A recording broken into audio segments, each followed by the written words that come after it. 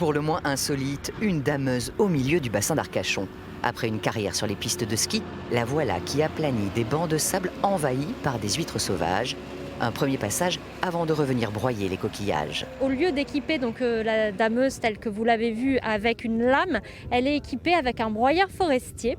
Et ce broyeur, en fait, il travaille que les quelques centimètres superficiels du sol et il broie la coquille, le mélange au sable et à la vase.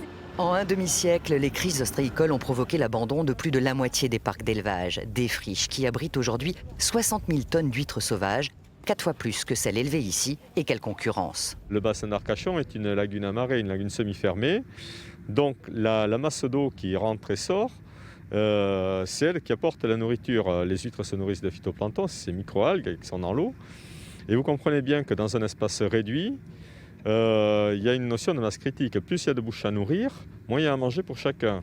Ces friches représentent aujourd'hui plus de 1000 hectares. L'objectif du parc naturel marin et du CIBA, le syndicat intercommunal du bassin d'Arcachon, est d'en réhabiliter les 3/4 en 15 ans. Il s'agit bien sûr de restaurer les habitats, les écosystèmes, redonner sa place à cet environnement naturel marin et puis aussi d'être dans la conciliation des usages, de trouver une meilleure façon de partager cet espace. Des espaces particulièrement fréquentés surtout l'été par les plaisanciers, pour qui ces friches sont un enjeu de sécurité entre coupures et dommages sur leurs embarcations. En nettoyant ces friches ostréicoles, ça va réouvrir des zones accessibles aux plaisanciers.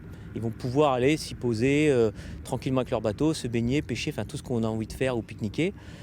Et donc ça va diminuer la pression sur les endroits où tout se rassemble actuellement. Et donc plus les gens sont dispersés, et moins il y a de risques d'accident pour nous. Devant le succès des premiers chantiers, l'expérimentation est prolongée pour 2 ans, un investissement d'1 million d'euros.